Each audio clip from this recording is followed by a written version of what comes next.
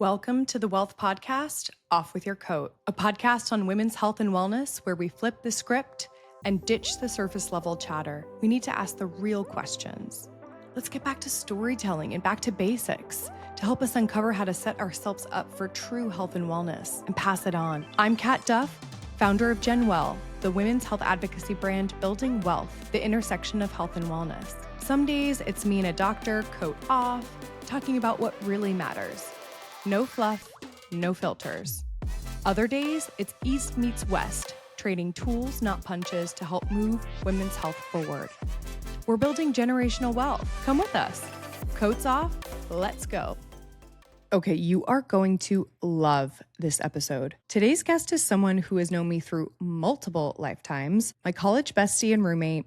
We had the opportunity of figuring out life together in those chaotic, formative years where everything felt possible and also a little bit unhinged. We've both come a long way from those days of calling indulgence balance, and now both finding our way out of the quintessential girl boss corporate grind and into the world of women's health entrepreneurship. Danielle Raniolo is someone I have watched completely evolve from early experimentation with life and health to building a deeply disciplined, systems-based approach to her body and well-being. Her turning point came through a family cancer diagnosis, which shifted everything and sparked a complete reorientation towards health, awareness, and how she lives in her body. Now, as a women's health coach, Danielle supports women through fertility and perimenopause using an evidence-based whole body approach, which she calls full body leadership.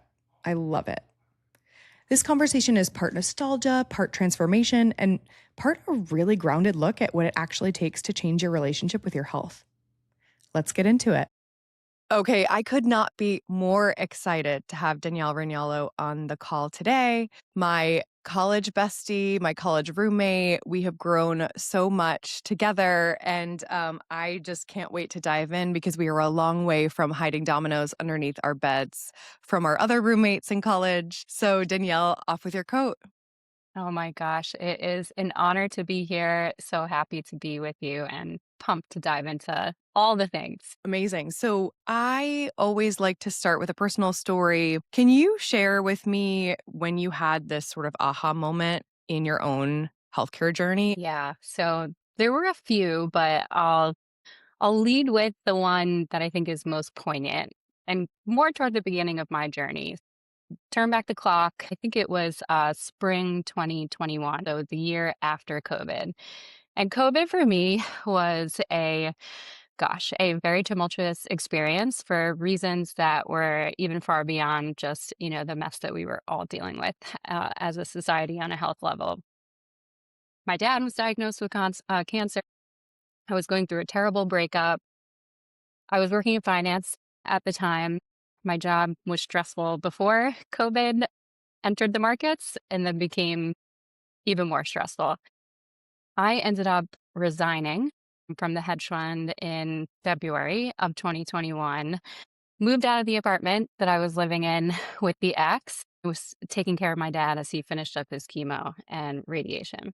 And along the way, I really let my health fall to the wayside. Gained weight in the beginning of it, then lost a lot of weight pretty precipitously, I think, just due to the stress, and found myself in this situation, call it May, where I was super thin, all of my hair was falling out, and I was experiencing these like drenching night sweats.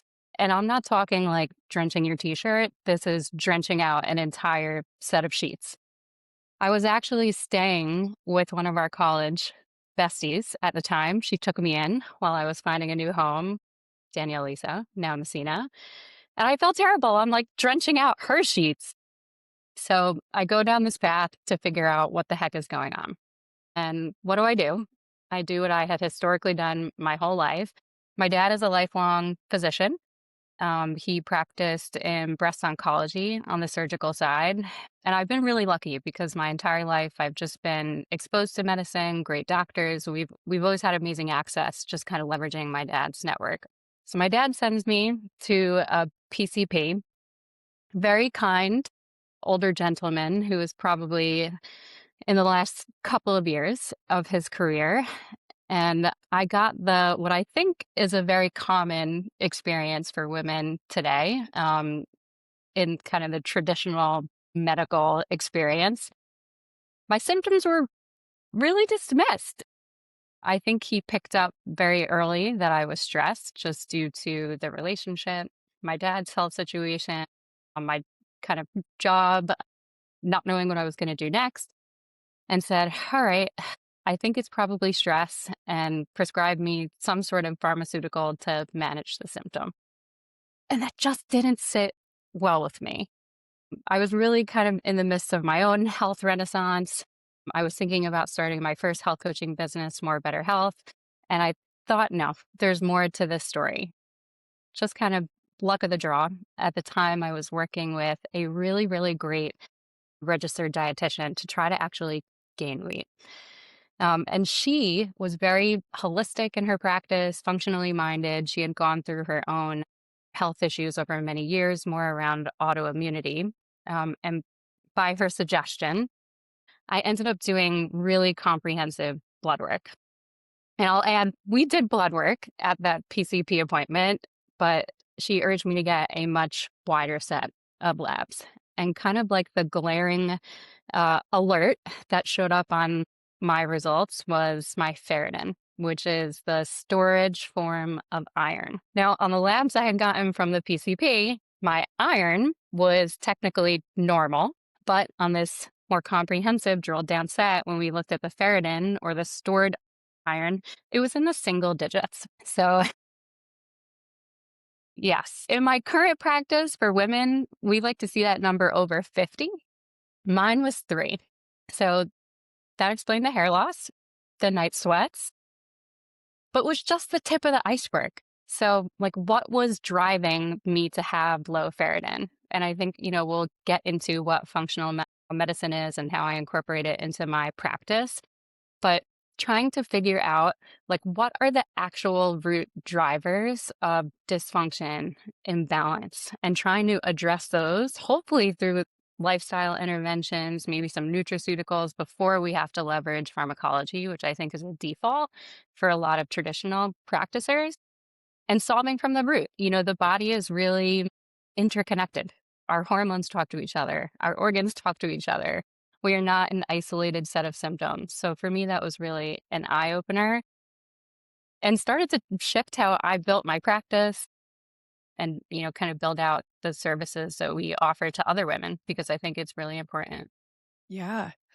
I mean, first of all, that's incredible that you were able to work through that because we're just sort of passed around in the medical system and there's not enough education on, I don't like to call it the alternative side, but the supplementary medicine space that is functional, natural, whatever you want to call it. Sure. I think a lot of people don't understand also that the blood tests are like a blended average of men and women. So Yes, you're getting tested and like from an iron perspective, like we're completely fucking different. totally. So Totally. it's wild to me. And I want to take a step back because you were saying even before you got to that point, you were exploring getting to more better health and Yeah. just getting into the health scene. And I have to ask because in college, I don't think you worked out. I danced and I was like all over the place. But I Yeah. remember like going to the gym and you're like, I don't know. So I think this is incredible that you Yeah. and just wonderful for women to hear of like, hey, if you want to make a change, you can start to educate yourself on your body. It doesn't matter how old you are, where you are in your process, but like you can Totally. make an extreme difference for yourself. Oh my gosh, you could change your life in a transformational way at any point along your journey. I am so confident in that. And I will say, Kat, because we're going to be super honest on this podcast, when you think of like moments in your life where you said something that was so egregious or ridiculous and it like still haunts you years later. I said something to you in college. I'll never forget it. I can't remember. What was it, like Sullivan? What was the sophomore year dorm? In Sullivan, I said something along the lines of, I don't understand why someone would play a college sport. And I mean, one, that is so offensive on so many levels. And now, to your point, I mean, fitness is such a pillar and foundation in my life. I coach athletes. My boyfriend's an athlete. I love sports and fitness, so Wait, was I what offended? apologies? I think you did kind of give me a little. That was not a very nice thing to say, and it Well, shook because were me. you I was not like, "Wow, thinking it that really I was wasn't." yeah, well, were you thinking that the dance team was not a college sport? No, I think it I'm was more like, along the "Girl." lines of, "Girl, I was such a nerd. We called me the groundhog because I wouldn't go out to study." I think at that time in my life, it's such a time commitment to commit to college athletics, and for me, my priority was the books. But I think what I've learned, we can get into this too as part of my professional journey, like the fitness and your commitment to your health is the foundation for the books and what you're doing professionally and your study. So Oh, 100%. I just a little was tangent. But no, but I love officially that, and apologies 20 I years later. I am not offended in the least. It is so interesting because you don't think about that tie, and it's when I see girls on TikTok now or Instagram, they're in their 20s and they're, Yeah. like, doing their whole morning routines, they're getting their juices and whatever. I'm like, "We were at all you can eat sushi having sake bombs." But then on the flip side, from, like, the body image standpoint, from the fitness standpoint, I think we not that the other generations don't, but we harbor a lot of this tension and anxiety around nutrition, around fitness. And I think there's so many different components to that. Like, I think for Gosh. us, right? It's like, I remember it's like spring break, right? We would watch Victoria's Secret and get Yes. inspiration and then really bad behaviors, like not nourishing yourself, being on the treadmill for 2 hours. Like, there's certain behaviors that I think our generation really was latching onto for various reasons. And let's just talk about millennials for a second, like taking us into the corporate world. Hmm. Then you have this like wild amount of cardio, like Yep. cardio bunny era. I was going to Yep. Rumble 7 days a week at 7 a.m. My cortisol was probably flying. I felt awful. Or Soul Cycle, right? And then you're going to work all hours under like high stress. It's just that full girl boss era. And it sounds like you were suffering from that too. It's like that real burnout Yeah. where you think you're doing all the right things, but you're really not getting there. Girl, you're spot on. And to tie into your previous question and, kind of how this led me down the path of forming my first coaching company on the health front, I burned out in spectacular fashion. Like all of those unhealthy habits that we built in high school and college carried with me into the professional world. And then the stress of that just like lit fire to an already forest fire situation. Throw in a cancer diagnosis, a breakup, and I just honestly broke. But I think everything in life, it's so cliche, but it happened to me for a reason. I mean, like I said, I grew up in a medical family. And at one point, I thought about going to medical school. I was pre med our first year at Villanova. My dad is really my hero and has always inspired me. I think we both share the ethos of wanting to help people. That's like our gift in this world to make others feel good. When he got sick, that shook my world in ways that I can't even verbalize. And that was really the impetus for me getting into health. At the time, I was simultaneously kind of like healing from this corporate burnout and starting to discover so much more about nutrition and training my own body. And when he got sick, it was like a spark to dive so deep on nutrition and how we can use the food that we're eating to help our body fight disease. So, not in any way, shape, or form to take the place of chemotherapy, which was absolutely needed for him, but how can we bolster the defenses by the quality inputs that we're putting into our body? I And think that that like lit my yeah. soul on fire. I loved it. It is Mhm. so interesting to me. I can't get enough. Yeah.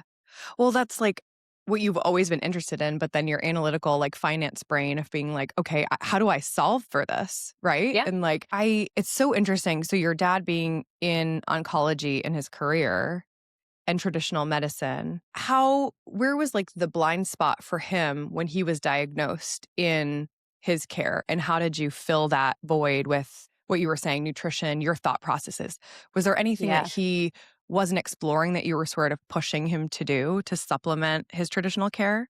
Oh my gosh. Yes. I would say the two big buckets for my dad certainly diet, and we can talk about that, and also stress. On the nutrition front, we are an Italian American family. We grew up with pasta, braciole, prosciutto, red wine. It was so much a part of our culture and traditions, and it represented love. Like that's how we communicated love, amongst the family. And I think that's so beautiful. And there's a place for that in a well balanced diet. But my dad, at the time he was going through chemo, was also a type 2 diabetic.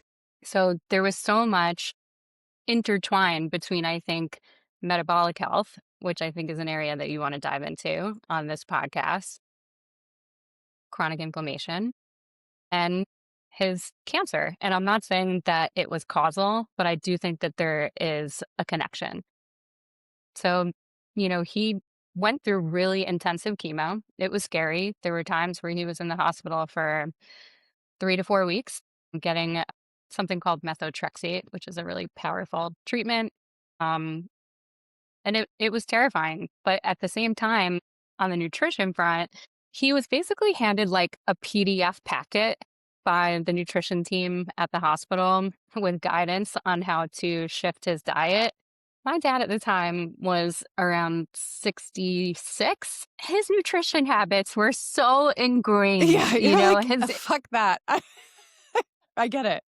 Yeah, he maybe read a page of the packet, right. tossed it to the side, kept thinking about when's the next time I can smoke a cigar and have a glass of wine, and forget about like building the habits, that would actually support more healthy food in this diet. So, and I don't want to be disparaging on traditional medicine because I think I've grown up around some tremendous doctors who are incredible at what they do. And I don't necessarily believe that like an oncologist needs to also be like deeply informed on nutrition. I want my oncologist to be the best at what they do on oncology. I think we need better systems to have the patient connected to practitioners who can help on That's nutrition. such a great point because we are the way that we're set up, the way that our medical systems is set up, it's so siloed. And so you have to go to all these specialists, which to your point is so amazing because they can dive deep.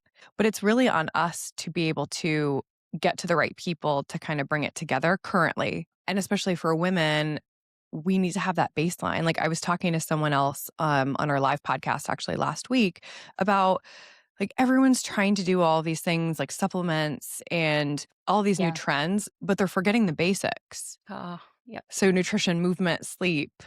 stress, like Yes. those are all the precursors to what you were saying, metabolic health, inflammation. So a question, and we could dive into that really quickly of inflammation is just a term that is thrown around. I throw it around because Yeah. I think for women, we confuse it. We're like, oh, I feel bloated, right? You're like, Yes. I'm fine. I'm inflamed all the time. Yeah. Are you bloated or inflamed? What is inflammation actually? Yeah. And what have you seen in your practice that's going on and what's causing that? I love the question. So I'm going to roll us back one question before that to what is metabolic health? Because the relationship between the two is strong. And then let's also focus specifically on chronic inflammation. So, when it comes to metabolic health, before we can even talk about that, like we should just really simply define like what is metabolism. I feel like women always hear things like, I want to boost my metabolism, I want to speed it up. But like, what is metabolism? And at a very simple level, it's just a process of taking in food or energy, breaking it down, and then where does that energy get partitioned in the body? So, are we using it to immediately to support just bodily functions and, just moving through our day? Are we storing it in the liver and the muscle cells as glycogen for later use? Or is it getting stored as fat for long term energy stores? So that's metabolism at a high level. Metabolic health is how well is that whole kind of like rationing process working.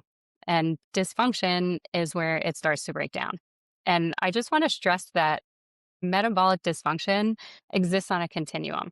So it's not like an isolated point. You can have early insulin resistance all the way up to type 2 diabetes. But basically, what's happening when this whole system breaks down, I like to use a visual of thinking about like a balloon. So, in this whole process, hormones are critical. And the big one when it comes to metabolism is insulin. So insulin is a hormone. It's released by our pancreas. So when we consume food and glucose enters our bloodstream, it's a signal to the pancreas to produce insulin. And insulin just helps shuttle that glucose from the bloodstream into our cells. So starting with a muscle cell. So thinking about like a balloon. Think when you're blowing air into a balloon. We can blow, we can blow, we can blow. Eventually, that balloon is expanding to the point where it can't accept any more air. So I want you to think about the balloon as a cell.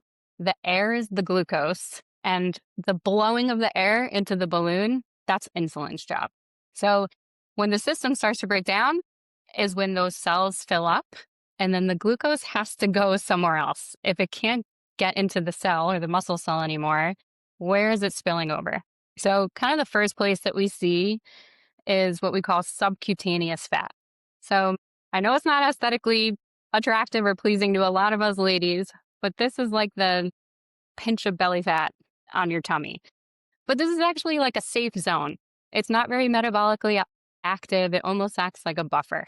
Where it gets dangerous and where we start to see metabolic dysfunction and inflammation, and I promise I'll get there, is when we spill over past the subcutaneous fat.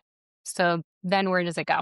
Into the liver, and also into visceral fat, which is more of that dangerous fat that is, think like more wrapped in the inside of the organs. And it's very metabolically active. So it's releasing inflammatory kind of signals. We call them cytokines. And unfortunately, that process is happening around like key organs. And for a woman, what organs sit right here? Right, your uterus. Your entire reproductive Yeah. system. A quick question on that, and this was from our listeners. Like that whole idea of like being skinny fat, like women, we always have been taught to be thin. Now with GLP-1s everywhere, there's this trend to be super thin, which we can get into later. But can you be thinner and not know that you are metabolically unhealthy and have that sort of visceral fat? For sure. You absolutely can be. So, like, one of the things that we test for in our practice is fasting insulin. So, like, if we think about that process that I just described and when it starts to break down, so, like, as that balloon is filling up with air or glucose, and the pancreas is pumping out more and more insulin to try to get that glucose into the cell and keep blood glucose regulated, you'll start to see on blood testing fasting insulin coming up while blood glucose could look normal. So, like your fasting insulin is kind of an early warning sign that we have some degree of metabolic dysfunction happening. And it's not just driven by maybe eating more energy or taking in more energy than we're expending. So it can also be driven by hormonal issues. So think of like the woman who has PCOS. So in PCOS, it's usually marked by two hormonal imbalances. About 50 to 80% of women with PCOS also have insulin resistance. So that can be another driver. So yes, it's very possible to have visceral fat while having that like skinny appearance. What are those symptoms that you're seeing in practice that women come to you with and you're like, oh, you have metabolic dysfunction? So it will get picked up for us when we do blood testing, but I want to make the tie to inflammation because I think that's where it becomes symptomatic. Yeah. So metabolic dysfunction and insulin resistance can drive chronic inflammation. And chronic inflammation, to your earlier question, like I want to differentiate between acute and chronic. So acute, think like you fall on the street, you get a cut, your immune system sends white blood cells to the wound to fight any pathogens that could get in, start the repair process. And then that inflammatory response subsides as the wound heals. That's healthy and great. Chronic inflammation is where the immune system is just chronically turned on. It's like chronically in high alert. And it sends out those inflammatory signaling compounds called cytokines that, if over time we don't find the root cause of that inflammation and manage it and calm it down, can start to basically cause damage to the tissues around our body. And it materializes in different ways. For some people, it could be digestive symptoms. bloating. So bloating itself is not inflammation, but it can be a symptom of inflammation and probably imbalance in the gut. For other people, it materializes in skin issues like rashes, breakouts.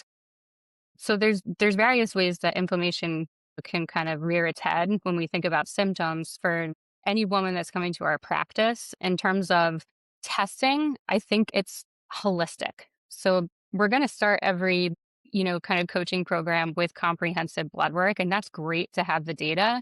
But we also need to consider the whole person and the whole woman. So what symptoms is she presenting with? What is her unique lived experience? How does her cycle look? Because inflammation can disrupt the cycle and ovulation, and we can talk about that, too. What's her medical history? What's her family medical history? So it's really like coming up with this, more complete picture and putting the puzzle pieces together. It's very investigative. And I think that's really what functional medicine is at its core. Yeah. Which is what we need. We need an actual nuanced blueprint for our health versus throwing things at the Yes. wall. In Yes. how, when you're working with women, how do you work with if it's their PCP or their OB-GYN in concert so that you're Yeah. addressing those nuances? So it really is so client dependent, and who their doctor is. But I think our role in the process is one, if you don't have a PCP or OBGYN or endocrinologist that you love and trust, we can try to help you find the right practitioner, and not in terms of like pairing you specifically with, a certain doctor, but like what are the kind of questions that you should ask when you're, meeting with your doctor? Are they open to hearing about your symptoms without dismissing you?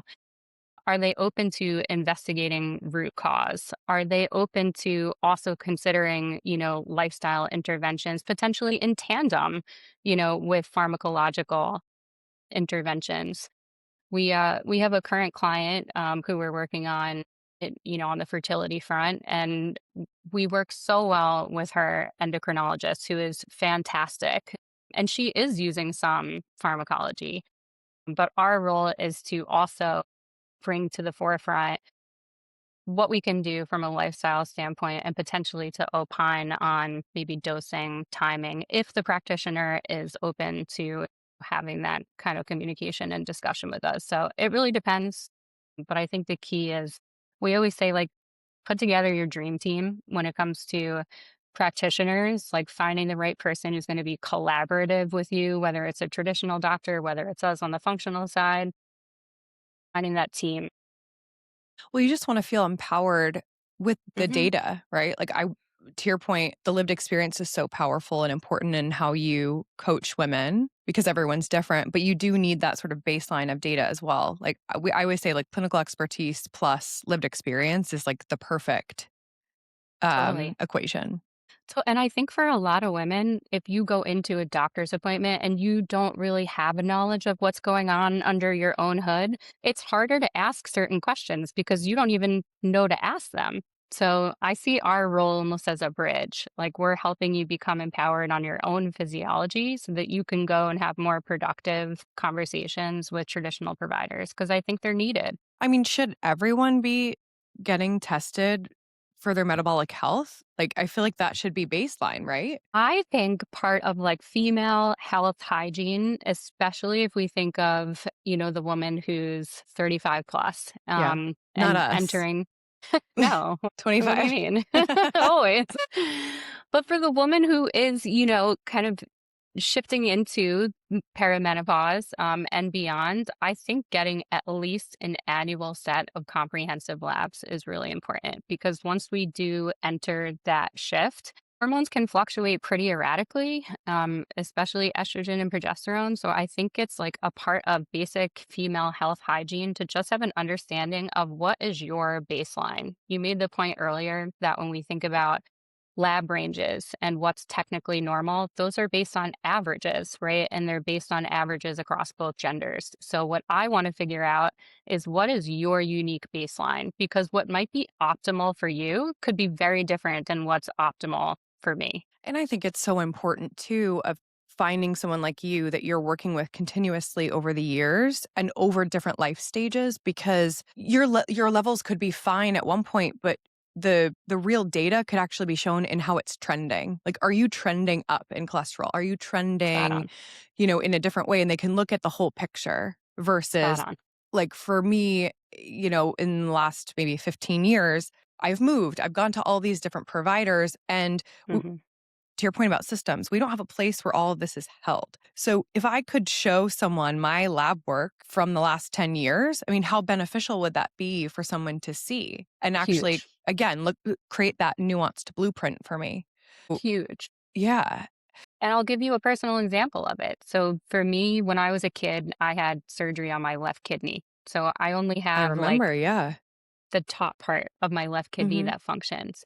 So kidney markers, what's optimal for me is going to be very different than someone else. So like for me, EGFR, which is the filtration rate through the kidneys, is a challenging marker for me. But if, we were to kind of compare me to what normal is, I would look like I need to go in for a medical procedure. But relative to my baseline, I can see where I'm fluctuating. So it's really important to have that Yeah. historical view. Did you read Good Energy by Casey Means? No, I didn't read it. Okay.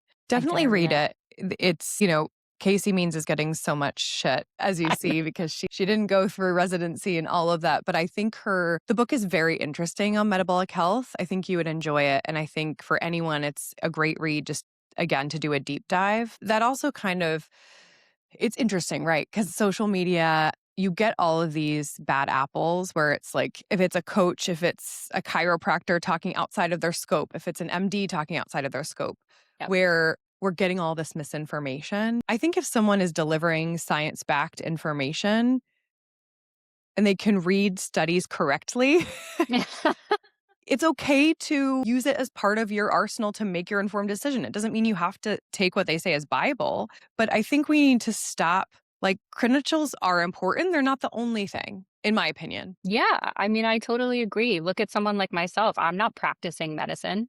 I didn't go to medical school. I'm not a board certified MD, but I'm well researched. I tap into expert networks where I need them. I stay up on the research and I deliver what I, view as the most evidence-based, practical kind of protocols to my clients that are right for them.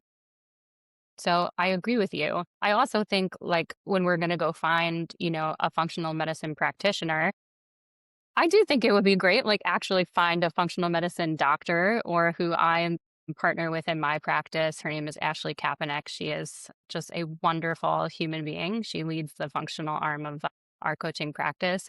She's a board certified pharmacologist. So she has incredible clinical experience with interpreting labs and understanding how we can use medication, but also lifestyle and more natural. So I do think credentialing is important, but it doesn't preclude someone from being smart and informed and in a position to coach.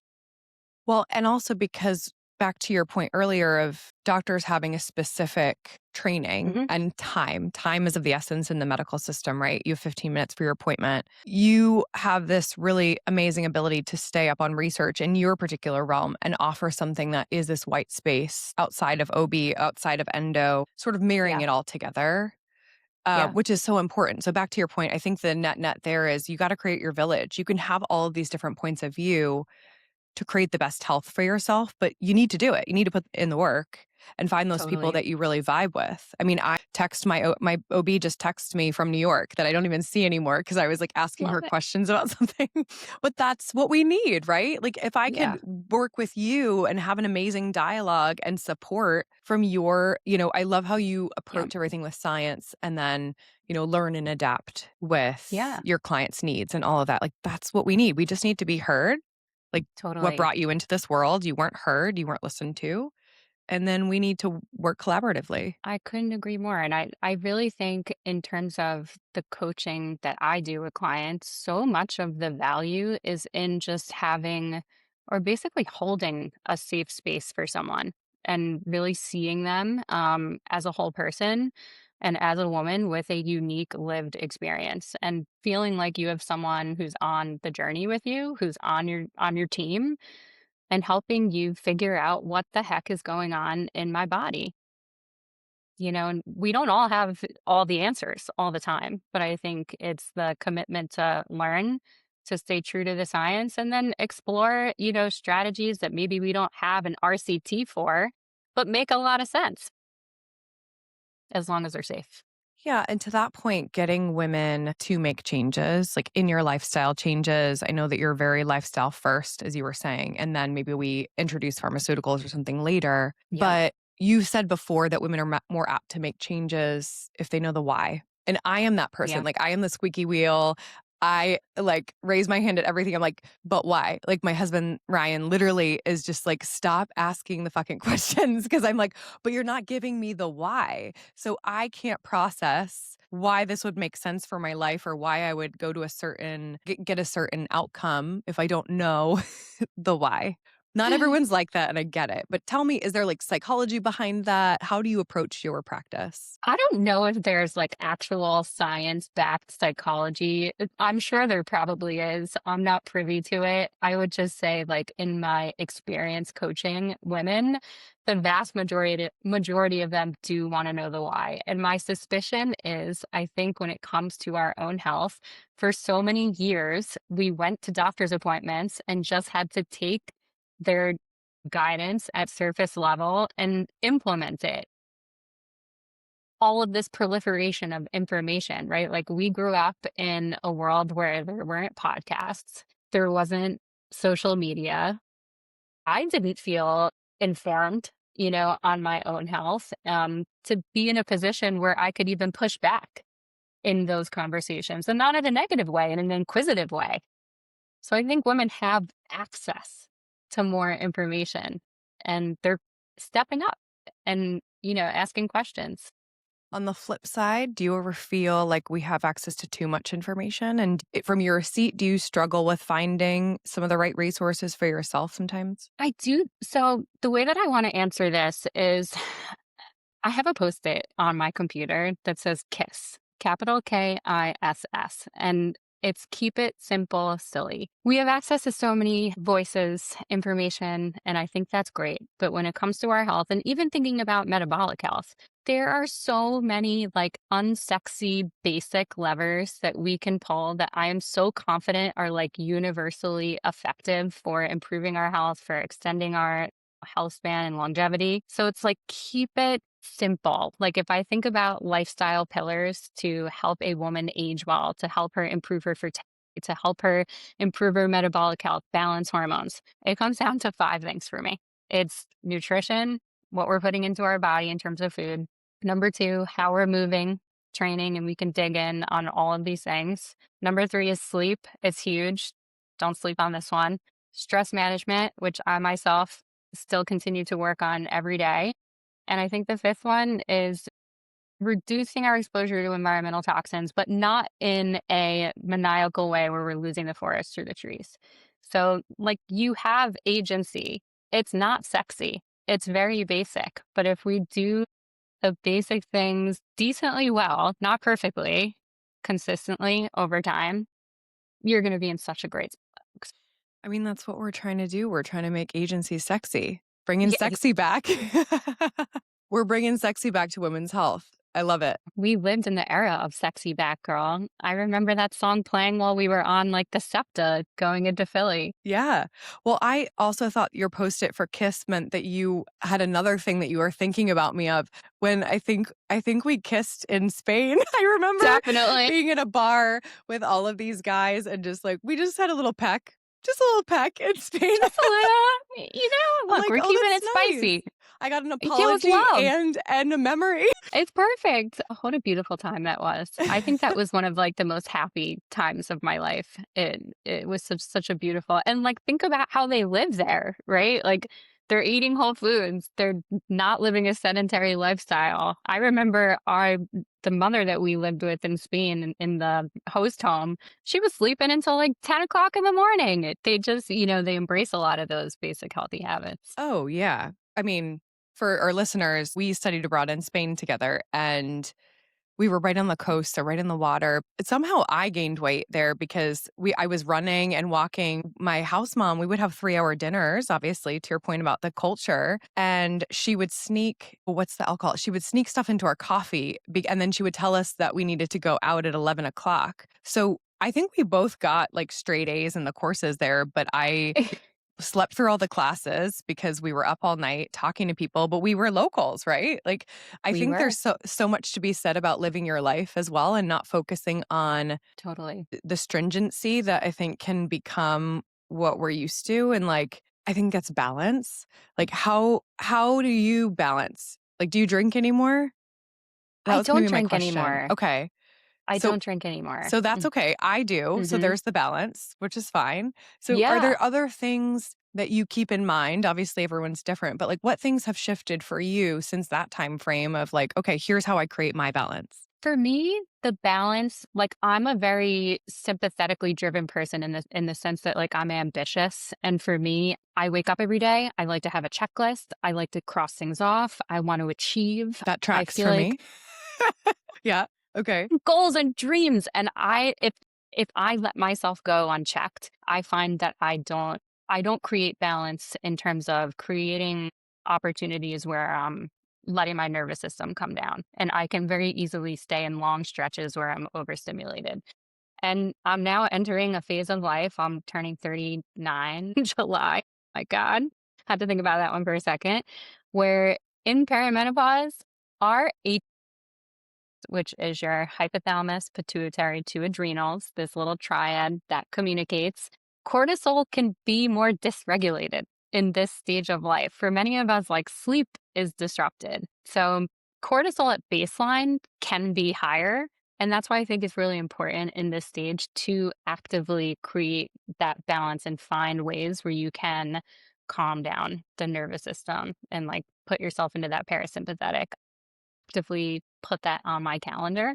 Things that work for me, acupuncture, being outside. I'm such a nature girl. I have this dream at some point in my life that I'm going to live in Costa Rica and run Love. away Yeah. Love. from civilization. Like being outside does it for me. Reading at bed. But as kind of crazy as it is to say, that doesn't come naturally to me. So creating balance there. Yeah. I love lymphatic drainage. Have you ever done that? And not from like what I think is sort of like a BS marketing ploy of like the body sculpting, but like for the real benefits. I do it right after my cycle ends. I would love to do it more, but like, got to invest your money in certain areas. The energy that I get from it rebalances my nervous system, or at least it feels like it's doing that.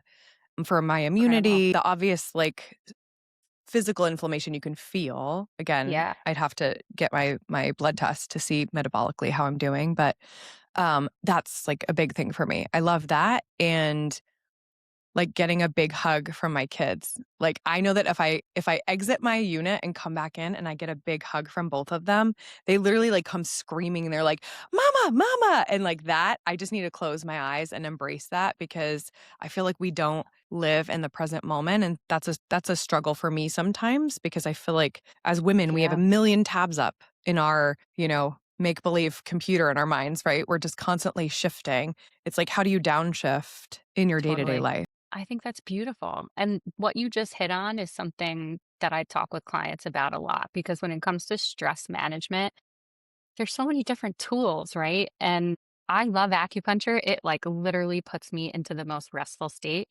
Some women hate it. They get anxiety, just walking into the room, anticipating that they're going to have needles. So I think building out your own personal stress management toolkit is what's important and experimenting with Have you ever different done ear practices. seeds? I've done ear seeds in an acupuncture session and I loved it. Yeah, because that's a good tool for anyone that's afraid of needles. Like some of our partners have always just done ear seeding because it's obviously just a little Mm, ball and it's the pressure points, and it can give you some of the same benefits. So that's I love awesome. it. But Yeah, like there's so many different ways to do it, right? If you don't like acupuncture, gosh, try lymphatic drainage. Go for your walk in nature. Hit a sauna. Build mm, out your toolkit. God, I love a sauna. Well, that sort of brings me into really when I want to do a deep dive into strength training and lifting because you love Stacey Sims, right? She says, pretty famously that women are not small men. Yep. The background for that being what we said about, labs being sort of a blended average of both male and females. And just in general, most programs or data have been predominantly on men. And when you were saying Yep. sauna, I was thinking about all of these different, if it's boutique fitness, if it is just these more commercialized wellness spaces coming about, Yes. there's no specificity. And so it's on us to be able to figure out what that nuance is for women. Like, for example, if you're going to a place that has sauna and steam and cold plunge, like Yep. you shouldn't do the cold plunge during certain times of your cycle. Or actually, I think Stacey Sims says this too. Like, you should actually be 10 degrees warmer in the cold plunge than a Exactly. man. Yep. I went in with my husband. We did a contrast therapy and I went in the sauna. I couldn't even stay in the sauna for 10 minutes. It was like 200 degrees literally, which Ooh. did not feel good for my Yeah. nervous system. Like my intuition immediately was like, this is not for me. And Yeah. and frankly, like I think that is a starting point to say for you specifically, I know that you work with your partner Yeah. in creating and building programs. And Mm-hmm. so I'm curious to see one, for women, why is strength training something that needs to happen immediately? Yeah. And then two, how do you personally work through that as you're working with a male partner? If it's meal prepping, if it's just like you're working on a workout together, how do you adapt that for you? Because I Yeah. think that's oftentimes like if you're working with a male trainer, if you're working with other people, like how do you figure that out? Oh my gosh, I love this question. I feel like we could do a whole separate podcast just on strength training. Well, let me just start high level because I think this is probably the most important part. Strength training is critical. It is critical for longevity, whether you're a male or a female. But if I put it into a female specific lens, what is the point of strength training? The point of strength training is to build and preserve lean muscle mass and strength. As women, when we go through the perimenopause to menopause shift, first in perimenopause, you're going to see estrogen fluctuate, sometimes pretty erratically. And then as we go through or approach menopause, estrogen is going to start to decline. And as we are past the change, is going to decline precipitously. Estrogen is magical in the sense that it is protective of lean muscle tissue. So when we start to lose it, we need to intervene through the way that we train to make sure that we can preserve that lean mass. And why? Why the heck is lean mass so important? There's so many reasons, but I think predominantly metabolic health. So your lean muscle tissue, I actually describe it as an endocrine organ. It's your metabolic sink. Your lean tissue is what's going to allow you to pull glucose from the bloodstream into the muscle cells. It actually enhances insulin resistance. So, like having lean mass and maintaining it is key to metabolic resilience across your life as a woman, especially when hormones start to fluctuate and decline. Also, let's think about muscle. What is it wrapped on? What is it attached onto? Your bones. Your bones. So your muscle protects your skeletal system. Women compromise around 80% of osteoporosis cases in the United States. So protecting your muscle is protecting your bone mineral density.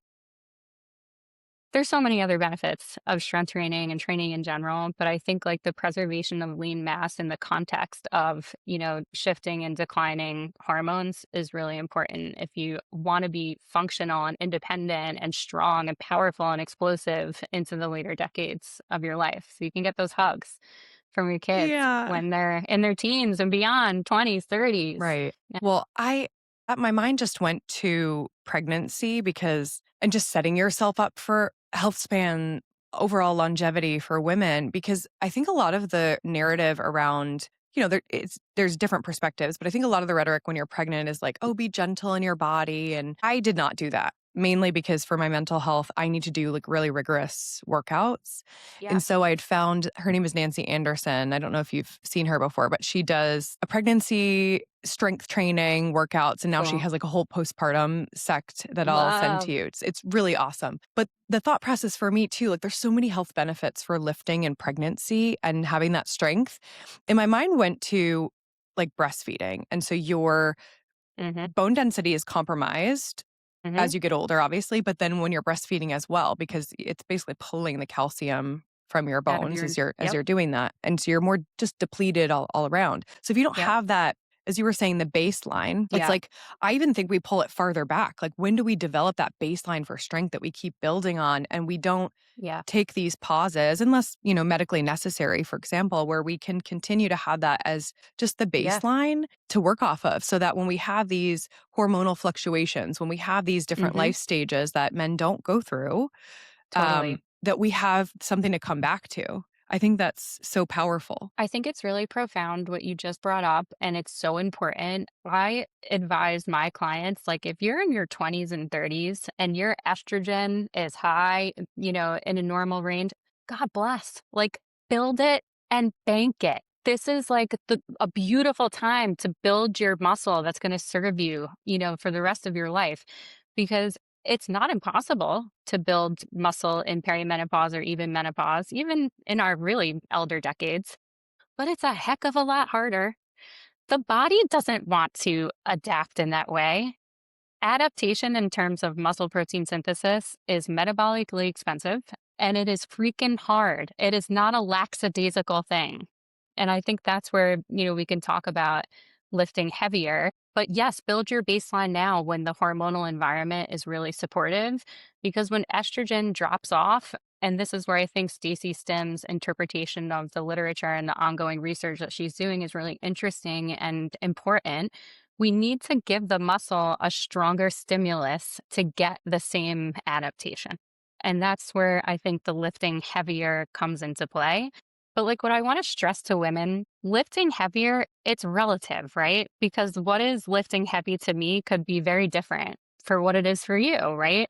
When it comes to building muscle, the key two things that I'll bring up is one, fatigue versus failure. And we can talk about fatigue, I think, in the context of things like Pilates, and let's table that for now. But there's a difference between feeling like that burning sensation in your muscle or like a shake versus training closer to failure, where I like to call it more of like reps in reserve, where you physically cannot lift that weight for more than one or two more reps. Like that's the point that we need to train to stimulate the muscle to make those adaptations. So training toward failure is important. And then the second big piece is progressive overload, meaning like week over week, when you hitting your training sessions, you're not using the same weight for the same exercise. We're trying to progressively increase the load over time to continue to challenge the muscle. Uh, I know, but how often in a week are you doing that? Like, is there a baseline of, yes, you should be lifting heavy 3 times a week, 5 times a week? Like, what does that look like? I think this is another area where, like, let's go back to our post it. Keep it simple. You can build muscle training 2 days a week. And if someone's not training at all, I think that's an amazing place to start because what's better, not training at all or hitting 2 days of intentional, well structured strength training where you're actually challenging yourself and pushing? I think 2 days is plenty if we, kind of program it in a way.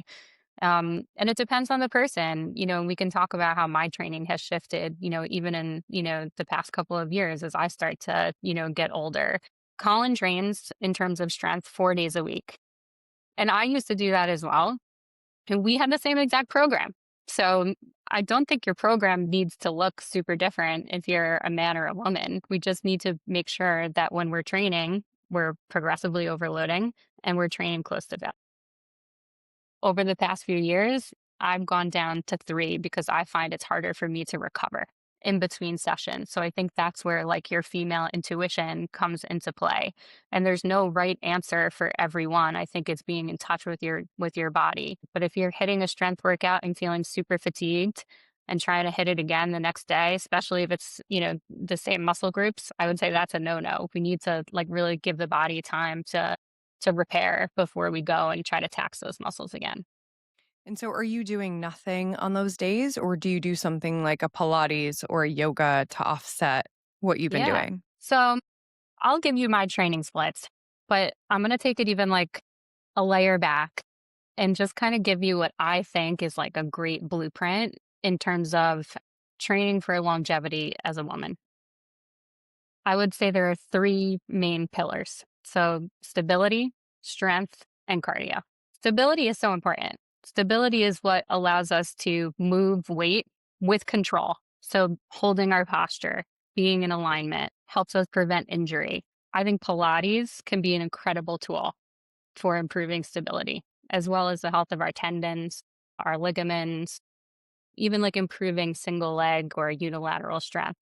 So stability is a part of the base, right? Strength, foundational. We need it for all the reasons that we just talked about with those keys, right? Training close to failure, progressively overloading. And then I think cardio is important as well when we think about heart health. And it can also be a tool that we use to improve metabolic health. And we could talk about an approach to cardio specifically if you want to go there. But like those are the three big pillars I think about if I'm training for longevity. So the way like I'll personally break up my week, and this can take many different shapes and forms depending on the person, where they are in their training, what their schedule looks like, what their goals are. But for me, I strength train now on Monday, Wednesday, and Friday. The way that Colin and I like to program when it comes to strength is Monday is an upper body focus, but it's really in a full body container. So if I were to miss my lower body on Wednesday, at least I've still touched some of those muscles on Monday. And so, what's like an exercise for an example? Like, is that doing like a squat to press? So you're still getting the full body movement? What does that look like? I love that you asked that because this is so important to differentiate. I think it is counterproductive to do movements under load where, like you just said, like a squat to press, because what you're able to train to failure with on a squat in terms of how much weight is very different than what you can press overhead. So I would prefer to break those up where we're doing an overhead press and picking a weight that's appropriate so that you can train, in the right rep range toward failure, and then doing the squat with the similar, kind of framework. When I say like upper body day with a full body focus, we'll have mostly upper body movements, which are going to be like your pushes and your pulls. But there may also be some lower body movements, but they're not happening in the same movement. Does that make sense? Yeah. And then where are you putting cardio in there? And what type of cardio do you think is really helpful for women? Yeah, so I would say generally I move my body every day. So if my lifting is Monday, Wednesday, Friday, I'm usually doing cardio Tuesday, Thursday, and then my weekend I might take a Pilates class. So when we think about cardio, and specifically cardio for a woman, I like to think about it on a barbell. So our generation, and we kind of opened this discussion with this, was huge on group fitness, right? Like Soul Cycle, Barry's, like I all the also, endless cardio. do you have hearing loss? I swear to God, I have hearing loss from Yes. Soul Cycle, especially Tay's class in NoHo. Shout out to Tay in Manhattan. But like they used to hand out earplugs and I never used them. I can't fucking hear. Anyway, Girl, I go get ahead. it. I have tinnitus, so it even like yes, totally. But like think about the group fitness girly of our era. And I think there is still, women even in this, new generation or two that are doing it. When you're in Soul Cycle, you're probably like in zone 4, I would say, for 45 minutes. So you feel like you're getting a great workout, right? Like you're sweating, you're out of breath. But like what are we actually doing? We're kind of like chronically for a long period of time in this zone 4, um, which is okay, but I don't think that we're getting the best adaptations if our only cardio is that group fitness, especially as we head into perimenopause and beyond. Like we talked about, when we're in that stage of life, your body is more stress sensitive. So when we're kind of chronically here in zone 4, it's not providing enough of a stimulus where you get like a spike in cortisol, but then it comes down even more to where your baseline cortisol can be lowered. And we're going to talk about how to do that. Instead, like this group fitness 45 minutes zone 4 is keeping you kind of chronically elevated when it comes to stress response. What So about something like a berries where you're doing sprints on a treadmill, for example, and you're sort of taking up and down? Is that better? So sprints, yes. I would say where I struggle with berries is more, I think it's a little unsafe. I mean, I don't Oh, think yeah, anyone should you're be like, throwing weights around. Yeah. there's no guidance on what weights to use. There's so many people in the class. There's very little instructor, I would say oversight. And I don't think it's great for like any woman to be tossing up weights that are not right for them for 90 seconds. Again, that's like that fatigue versus failure situation. So different topic. But when it comes to sprints, you just nailed it.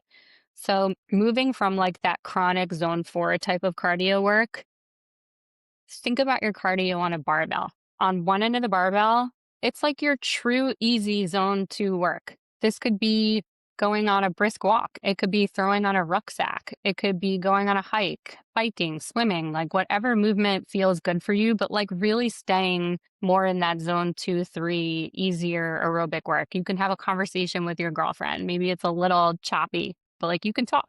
And that's great. That's where you're building your aerobic base. So, like, the whole sort of trend of walking on incline, is that an example of that? That's great. Okay. Yeah, that's excellent. And I'm going to talk about the why. So you're building your Yes, aerobic. give me the why. Yeah, give me the why. We're building our aerobic base, right? Without adding to that chronic stress load. But women were born for endurance. We at baseline have more endurance muscle fibers than men, and we actually are pretty efficient mitochondria. So zone 2 is Of great. course we do. Those Yeah, because powerhouses, of we're course we boss ass do. bitches. Of course we do. That being said, zone 2 cardio is not enough. It's great for all the reasons we just described and not stressing you out too much, but it's just one side of the barbell. What do we need to do on the other side? This is where the sprints come into play.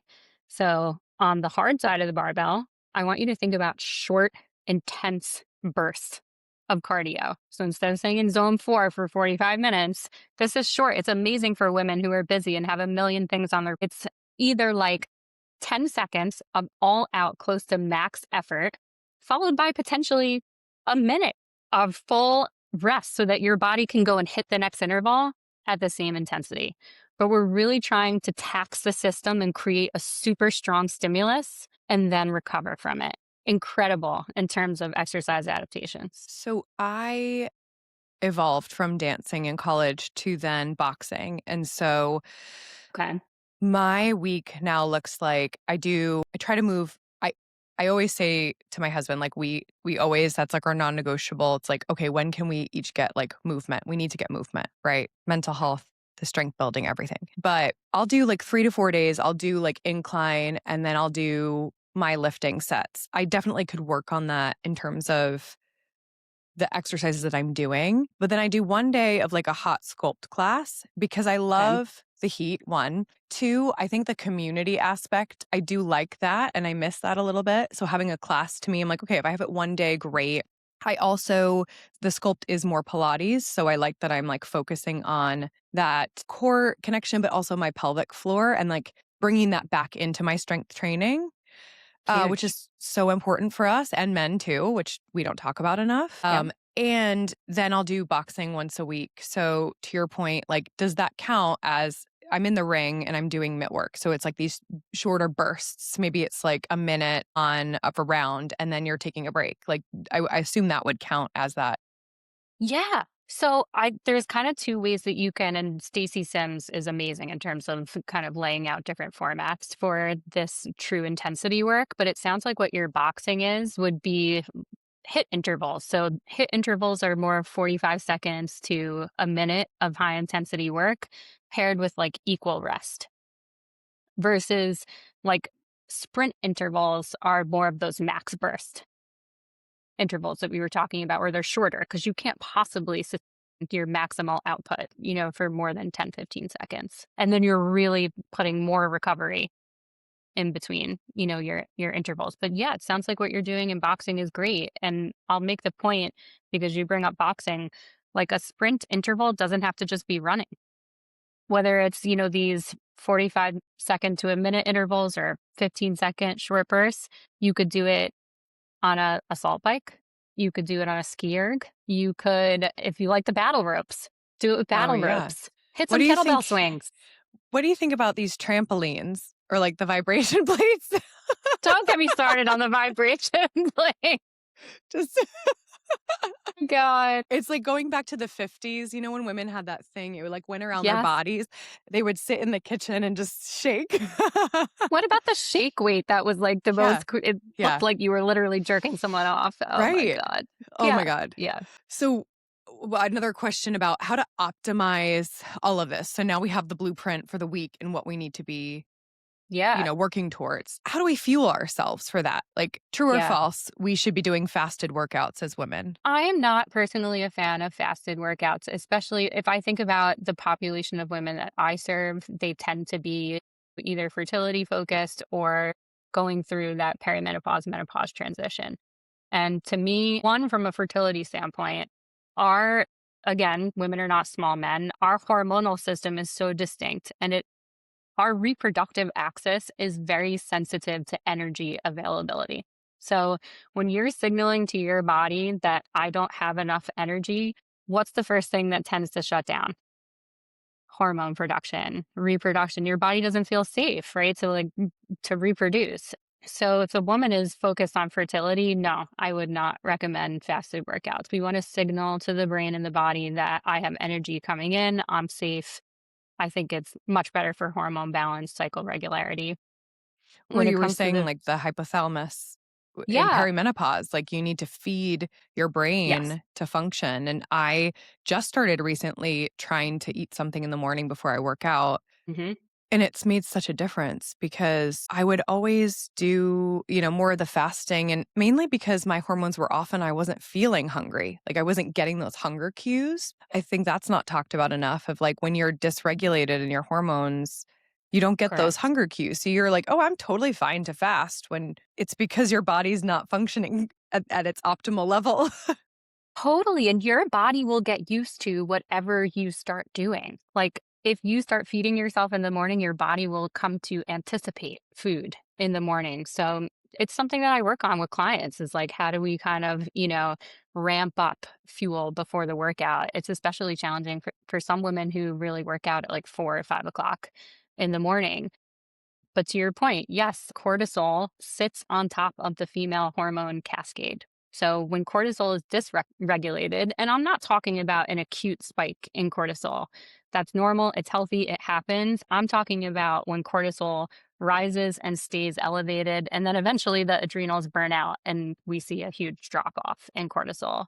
So when we're in that dysregulated state, that's where we see kind of downstream, influence on other hormones, estrogen, progesterone, it impacts your thyroid. So to me, whether you're fertility focused or a woman who's, kind of coming into this, new beautiful stage of life, I think when we come into our late 30s and 40s, yeah, like give your body the fuel and your brain the fuel. Your brain consumes a lot of energy as well. And I know many of your listeners have not only demanding jobs, but they're probably balancing a ton, right? And it requires mental energy and executive function, multitasking. Right. And at a point Yeah, where you're feeling less than that with brain fog and all of that, like, why not support that in the way that you can? So totally. when you're supporting that, I mean, how the fuck much protein am I supposed to be getting? It's like, if someone tries to sell me another protein-filled additive thing, I'm gonna scream. It's You're so spot on. I think as a culture, we've just like really, we've latched on to protein and protein is so important. Like, I'm not going to say that it's not, it really is. And I think it's important in tandem with resistance training. But where I think what's underappreciated in nutrition, and I'm excited because I kind of see like green shoots of it becoming more into the general awareness, is fiber. So we can talk about protein requirements. I think a really simple way to think about it is if you can hit like 25 to 30 grams of protein at each of your 3 meals, you're in great shape. And if grams is foreign to you, the way that I kind of a template I give my clients that's easy, use your hand worth of protein. That's like a fillet or two of chicken, a fillet of fish, a cup and a half to 2 cups of Greek yogurt, eggs. But I think 25 to 30 at each meal, incredible. When it comes to fiber, that's where I think a lot of women are really, really missing the mark. And fiber is a compound that we find in plant foods, most of which are carbohydrates, which is so critical for the health of our gut microbiome. And when we think about chronic inflammation, hormone balance, the gut is usually like that first domino that we start to explore when we have those issues. So, protein, very important, but also is getting in your plant foods. I always tell my clients, and it's very phallic, but like eat your P and your V. It's your protein and your veggies. I love it. I thought you would. That really brings me back, Dan. It really does. But yeah, I mean the veggies, I have always had digestive issues and been constipated and I in the last like 2 months have brought in a lot more fiber at all of my meals and I feel so Amazing. much better. So much better. And like even like my go-to right now is just like white beans, miso, so getting some of that fermented soy in there. I'll do a little bit of kale, some good sea salt. What else do we throw in there? Oh, a dash of maple syrup, like good maple syrup, and just like put that on the skillet for like a lunch. It's so great. Or for dinner, put it over a little bit of rice. You're spot on. So, first of all, people sleep on legumes, and beans are a legume. Incredible source of fiber, but also they have a sneaky little punch of protein. And to your point, if you are trying to hit protein goals and you are a very plant forward eater, we can totally achieve that. It's just by having more of a diversity of plants on your plates, and being a little bit more intentional about getting diversity of plant foods. But I think, plant based protein is such a great tool for the woman who is thinking about fertility or balancing hormones in perimenopause because you get the protein, but it also comes with fiber, which is going to insulate and protect our gut, support our immune system, keep our cycle regular in tandem with a lot of other things. But you're also getting beautiful micronutrients, vitamins, minerals, phytochemicals. It's so anti inflammatory. So it is achievable to hit your protein targets if you're eating plant forward. And I think it just also delivers so many other benefits. And I'm not anti meat at all, but I just think we can leverage plants as a tool in our anti inflammation toolkit. I need to know about creatine. I Why all of a sudden is this have it in surfacing? here. I know. Why is this surfacing now? I started taking it solely because my husband is an Instagram fiend with supplements. And I was like, well, the gummies are here. It says, 5 milligrams or whatever. So I'm going to take it. But where did it come from? Why do we need to take it? And what are Yeah. your favorite brands to Yeah. use? Oh, this is such a good question. It's funny because creatine has been around for a really long time. It's one of the most well studied supplements on the market. I think it's fantastic. I think most women should be leveraging it in their toolkit. The exception to that would be, and I have to personally be careful with this, is if you have a history of kidney dysfunction.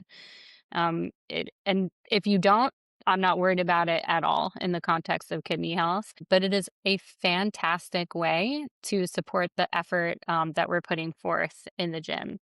Creatine itself is not going to cause you to have bigger or stronger muscles.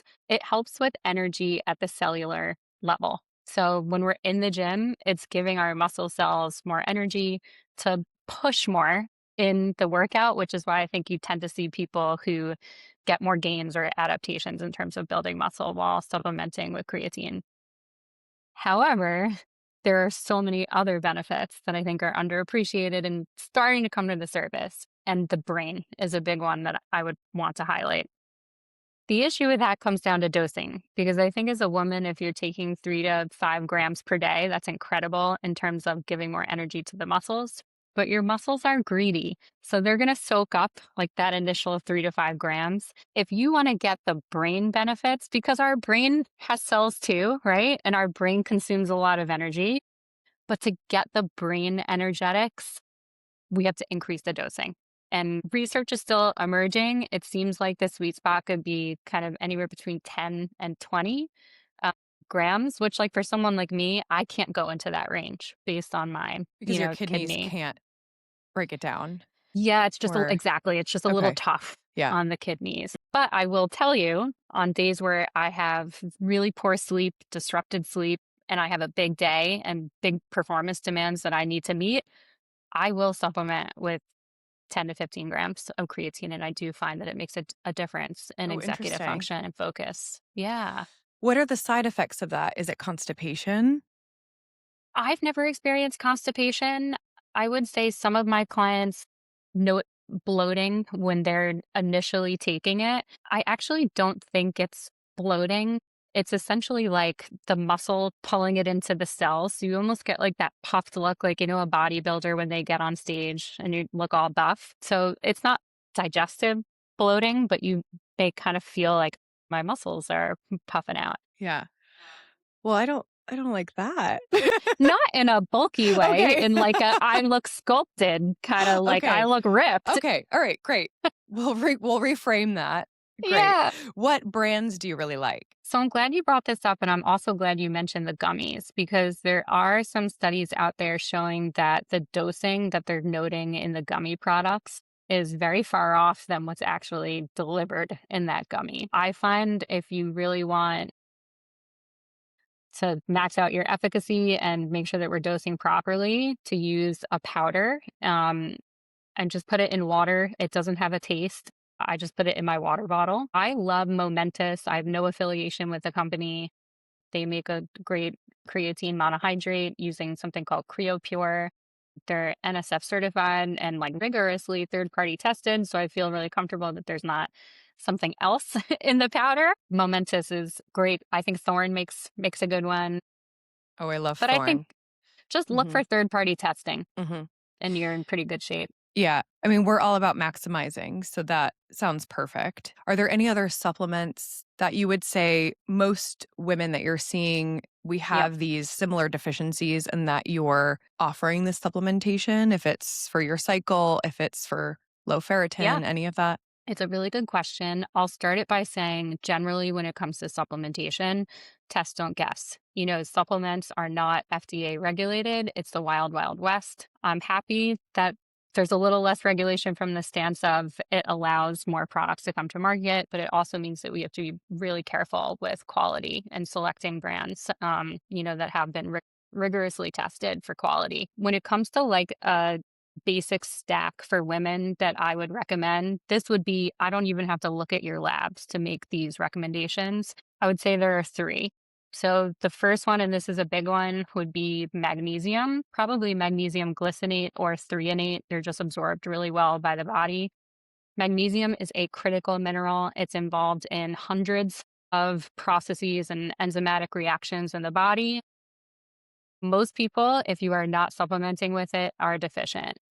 We used to get it from in quantities that were adequate in our food, but unfortunately, we've stripped a lot of that mineral out of the soil that we farm with. So that means it's not in our fruits and vegetables or in, our meat and fish products that are eating the fruits and vegetables. So magnesium glycinate, huge. That's like your currency. You use it and lose it. So we need to replenish that every day. I like to think about at least 300 milligrams daily. Number two, and this one is especially applicable if you live in the northern hemisphere, it's going to be vitamin D, baby. Vitamin D. God, I wish we could get this from the sun. When I live in Costa Rica, come with me. But yeah, most of us just live in areas where we do not get enough exposure from the sun to synthesize this. And just to give you perspective, even if you do live in a more sun filled area in the world, you need to be outside with all of your limbs exposed to the sun for like about half the time it would take to get a sunburn to get enough. So, vitamin D paired with K2, which helps with absorption, I would say it's like number two. They usually come together. Yeah, the tie with inflammation and the vitamin D, like, so my son has psoriasis right now. We're working on the gut Okay, because, as you were mentioning earlier, but like good. getting vitamin D, we were in Florida for a week and everything went away. Yeah. It's wild to your point about the basics of just, So, vitamin yeah. D is so involved in immune signaling. So oftentimes when we have a client where we're working on reducing the inflammatory burden, we tend to see functionally low vitamin D on their labs. So like the two go very hand in hand. Magnesium is also critical to absorb the vitamin D. So like if you're taking your D, which already should have the K2 in it, make sure that magnesium is there. It's a cofactor that we need. Oh, interesting. Okay. And then the third one I would say is, a great omega-3 supplement. So omega-3 is one of the essential fatty acids. We find it in fish and like sea plant foods, so like algae. Think like those kelp strips. I love them as like snacks. You just can't get enough of this from your diet. Like even if you were to eat salmon most days of the week, I think you'd probably still be falling short of optimal. And then you also deal with like the mercury issue. So And the microplastics, as it turns out. gosh, yeah.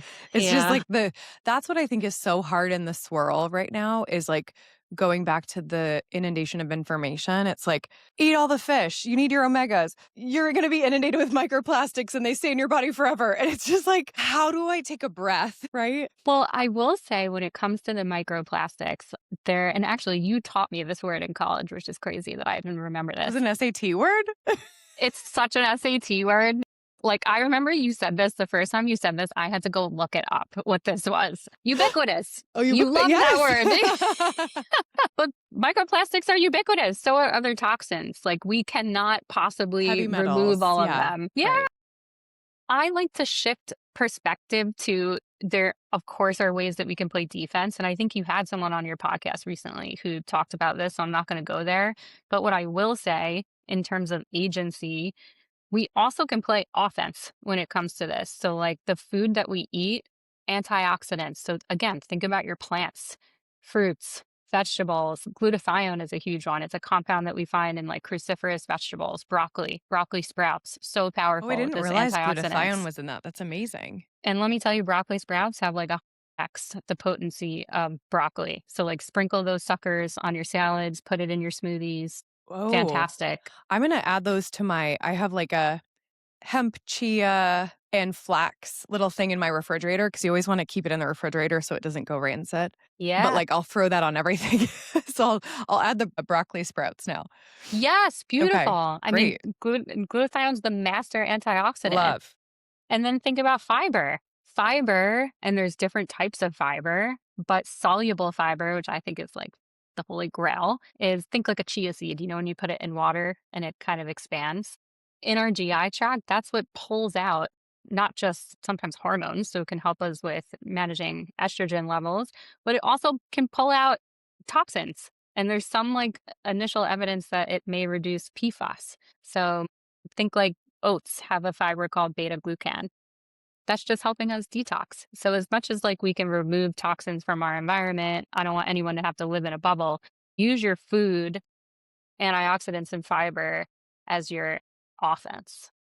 I love that. I want to quickly ask you one thing on fertility before we get into some final thoughts. But I love that you've narrowed in on conception and fertility. And I think, especially right now, we briefly touched on environment, but there are so many different factors that could be contributing to fertility and fertility challenges. Where are you seeing in practice with women that they're struggling the most with fertility? Oh, goodness.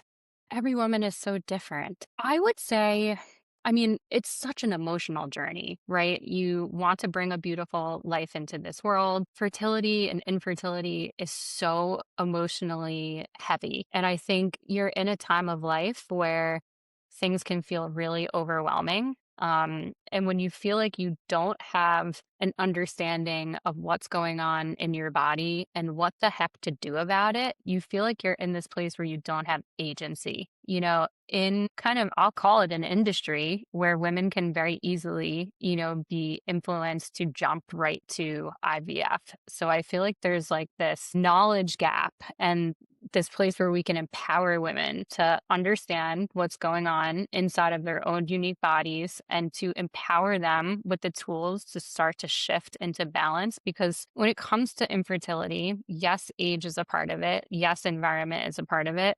But we have so much agency. There's so many levers that we can improve to fertility. Infertility is not permanent for many women, right? It's a reflection of our overall health, and there's so much that we can do to improve it.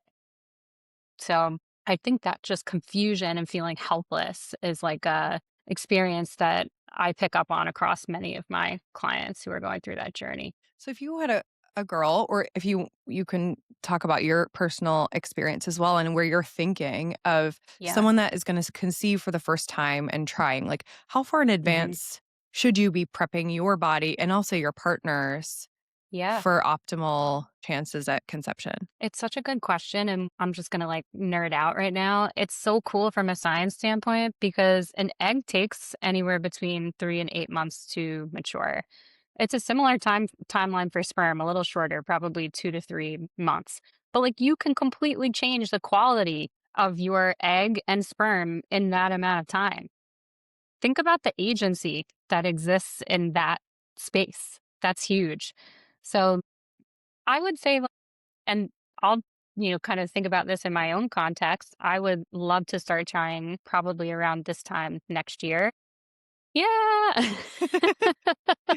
I can't wait. And I'm already implementing, really just practicing what I preach on the lifestyle front to get my body ready. And we've talked about this, but I think it's like really those 5 pillars: food, what you're putting into your body, how we're training, making sure we're getting enough sleep, managing stress, and reducing the toxin burden. Like those are your 5 lifestyle pillars. And then I think the kind of other action bucket for every woman who's, thinking about this would be testing and making sure that we're set up for success. So I think comprehensive lab work is an incredible place to start.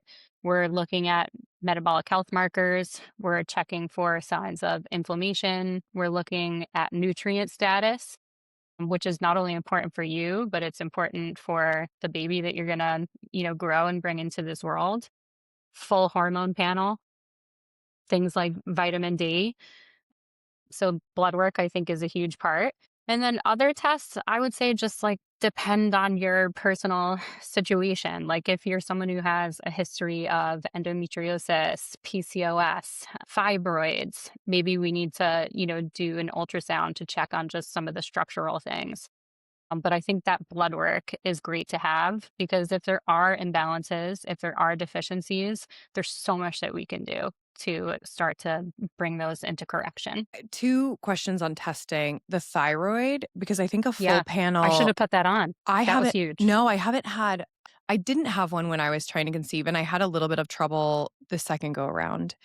Okay. And, but I did have it postpartum this time, and my thyroglobulin levels were high, which Yep. was interesting. And I work with a naturopath as well, in my sort of care team. And we addressed the gut, and that helped it to come down, which was so interesting. So I have two questions. One, why are we not always doing full thyroid panels? I don't understand why that is not a baseline for women. Why are we not doing that? We need to be doing that. What is a full thyroid panel for women? And then do we Yeah. also be needing to do a gut test? Do you think that's imperative based on the not full Yeah. picture we know about the gut yet? I think they're all great questions. So let's just go one by one. The why are we not testing the thyroid? I wish I had a better answer when it comes Insurance? to, Like, honestly. So Ashley and I talk about this a lot. And when it comes to more comprehensive testing, do and I share her view on this, that there are some traditional providers, not all. There are some that I just don't think have the knowledge to interpret a more comprehensive set of markers. So they're not going to order something that they're not going to then be able to advise their patient on. So I think there is an element of that happening. I think it's also kind of just like resting on laurels, right? Like, what was the historic practice? Like, historic best practice was to just test TSH. So they're, just kind of running on a playbook that needs to be updated. But where I right, it have makes hope no is sense. If we're it makes asking no the sense. why, it's like But we're I do see it shifting. yeah. I do see it shifting. Like, my OBGYN does a complete thyroid panel. I think you even see it like on the cardiovascular front when we're doing lab testing, like even as early as 3 to 5 years ago, I feel like we weren't testing for ApoB. We weren't testing for LP little a. Now we're starting to shift. So I'm hopeful to see that when it comes to the thyroid, but it's important. In terms of a full panel, signaling hormone, which is usually included in most standard panels, but then we want to actually check the thyroid hormones. So TSH is a signaling hormone.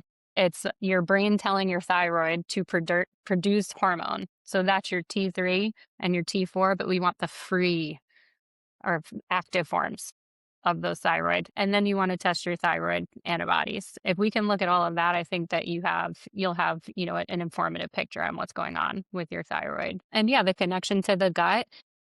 I personally think that like gut testing or stool testing is probably like one of those areas where maybe women are over investing and don't need to. I think if we can get a comprehensive set of labs, it will give us the clues that we need to see to know that there's either imbalance or dysfunction happening in the gut. So So it's a load of shit, is what you're saying. I think listen, if you do a stool test, you're going to Yeah. find something, right? Yeah. Does it mean Right. that we need to Right. chase that something Right. down? Right. Not Yeah. always. Okay. That's Now, helpful. if you know that you have like E. coli, it might be important to do a stool test. Right. But I think there's a lot we can learn about the gut and inflammation through just a comprehensive set of labs. Okay. Last Yeah. question is for IVF.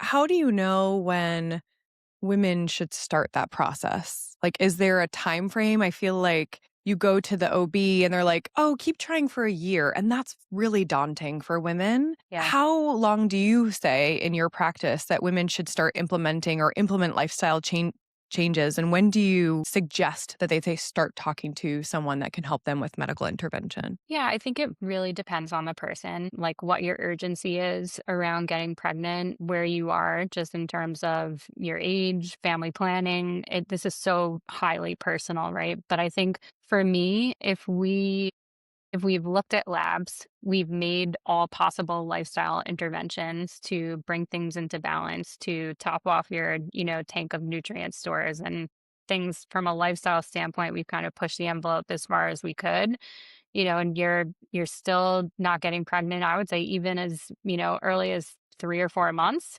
and you really want to get pregnant, timeliness is a part of your goal set. Let's start testing. Maybe we do ultrasound and see if there's, anything structural that we need to think about. Maybe we start putting together the dream team of, reaching out to a reproductive endocrinologist. So yeah, I think it just depends on the person, but I certainly, for myself or any other woman who's staring down 40, wouldn't be waiting 6 months to 12 months to start seeking additional medical help. Okay. So, final question. What advice would you give your younger self about setting yourself up for good health and longevity? I had to think about this one a lot, Kat. And I had two ideas, so I'm gonna have to give you both. So my first one was stop chasing the shiny objects. And I was that person in finance who was just like always excited by the new, cool, techie, expensive thing. But at the end of the day, I think it's about doing the unsexy basics consistently over time. Not perfectly, but consistently. And that brings me to my second point, which is stop trying to be perfect. I think women put so much pressure on themselves to achieve this ideal of perfection across work, within their families, within their own bodies, with how they look, with how they present to the world, with what they're achieving. Perfection is just, it's not possible, right? But there's so much that we can do, imperfectly to live a happy, beautiful, healthy life. And I wish I could take that pressure off of my younger self I and love that. appreciate Hmm. the present. Yeah, I love that. That's perfect. Just some fun questions, and then we can tell people where to find you. Social Cool. media trend you wish would die. Gosh, girl, I am not on social a lot. I'm not a big consumer, but if I could pick one thing, and I can't even believe that this still happens as much as it does, it's like the what I eat in a day. It drives me nuts. Everybody has different goals, different physiology, different movement patterns, like what Different is right for tastes. you. Yeah. Yeah, culture, like Just it anything. drives me Yeah. nuts. Okay. Favorite personal care product that you're loving? And is it a Ooh, juicy tube or a MAC lip gloss? girl, my Oh my God. Or I was going to ask, do you please tell me you still have that hair dryer that has the brush? You have such a good memory. Nope, that brush is gone. Okay. Okay. We've upgraded the gloss. I use Fenty Beauty now, but Perfect. Love. oh my goodness. My favorite, so this was such a game changer for me. And again, no affiliation or financial incentive with this company, but have you heard of the 8 Sleep mattress? Oh my gosh, I love it. It transformed my sleep. I actually invested in it around that time I was having the night sweats, and I think it's great. If I have to pick like a beauty product, I love Henry Rose First Scents because I love having Which a scent. I one? think it's so feminine. I do Char and I love it. Do you do Okay. it? You Yes, have I it? have. Is it sheep's clothing Oh, and that was a torn? close. Sometimes I layer them. Oh. Yeah. Oh, we'll talk about the Oh. layering of the Oh, Henry you're on a Rose. different level Yeah. than me. Yeah. We'll have to get Michelle Pfeiffer on and do a deep dive. All Do right. you layer in the same spot or is it like one goes on the neck, one goes No, on? same spot. It's like a scent layering. I mean, you have to see what works with your pheromones and your own Yeah. biology, but it's really A good. project. Yeah, Okay. really good. Um, Love. Podcast, book, or resource recommendation you would give to women? Okay, so when I go books, I'm so excited to read. It's actually coming out. I pre-ordered it. So Natalie Crawford is Oh someone who I yeah. really admire on the fertility front. She Mm-hmm. has a book coming out, I think next week called The Fertility Formula. So Mm-hmm. that's like hot on my to read list. Amazing. For hormones in perimenopause, I loved The Hormone Cure by Dr. Sarah Saul. She Mm-hmm. might have been Gottfried when she wrote this, but Oh, the that sounds Hormone right. Cure Okay. Cool. podcast, I listened to such an interesting one recently, and the host, I can't get behind the host. So the host is Peter Attia, who I know is, in the news for, Oh God, I know. It's like I a knife in know, the heart. You're like, I are you know, fucking kidding me? but you must listen to this guest. I want to find her on other platforms because she was incredible. Her name is Dr. Sally Greenwald, and she spoke all about women's sexual health, desire, arousal, orgasm. And it was All like right, we'll get her on. so get her on. She's Okay. incredible. Incredible. Perfect. Yeah. Um, you were like my sexual health guide in college. I At your like came to service. college so ill prepared. I didn't even have a push-up bra. Our like friend collective just really helped me come into my own. Girl, you had the natural goods. You were just waiting to come out of your God, I cocoon. really was. I love you so much. Those dance moves. Oh What? God, the hair whips. Well, I love you so much. I am so thrilled. I was thinking about this earlier this morning I remember being on the Women in Business board together at Villanova, and we were Yes. talking about we're going to be Yes. badasses, we're going to be CEOs, and Oh we're my here, gosh. but not in the context that we thought. Yeah. Because I think two things. One, it doesn't really exist in the way that we anticipated in the corporate world of sort of having it all and Yeah. keeping your health at the forefront. And I love that we both sort of found our way in women's health and we're empowering others and ourselves. And like, it's fucking awesome. I love it. It's so awesome. I'm obsessed with what you're doing in this space. I think it is such a gift to women and the future generation. And I just, on a personal level, think it is so cool that we navigated like one of the most pivotal life stages as a woman together all the way back at Villanova. And now we get to reconnect in this new chapter that's just as meaningful later in life I as love it. women. I love So you. Tell me I where love you too. gals can Thank find you. you, your programming, all of the things. Yeah. So probably the easiest place to start is my Instagram. I'm just at Danielle Raniolo. If you look on my link in bio, I write a biweekly newsletter called The Root. I give you the science on Tuesday for my science girlies, and then a little bit more heart-driven note on Saturdays, kind of just all the emotional journeys that we go through as women through all of its life stages. And there's also a link to my personal calendar on there if anybody wants to just chat.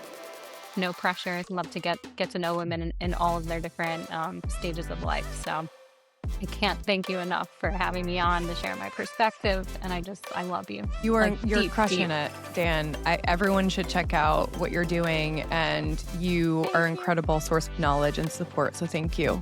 We loved Thank having you you. so much. I love being here. We have a few more amazing podcasts coming up, so make sure that you're subscribed to Off With Your Coat wherever you listen. Follow at Genwell Official on Instagram to make sure that you're getting all of the updates on our women's health content. Thank you for being here, and we will see you next week.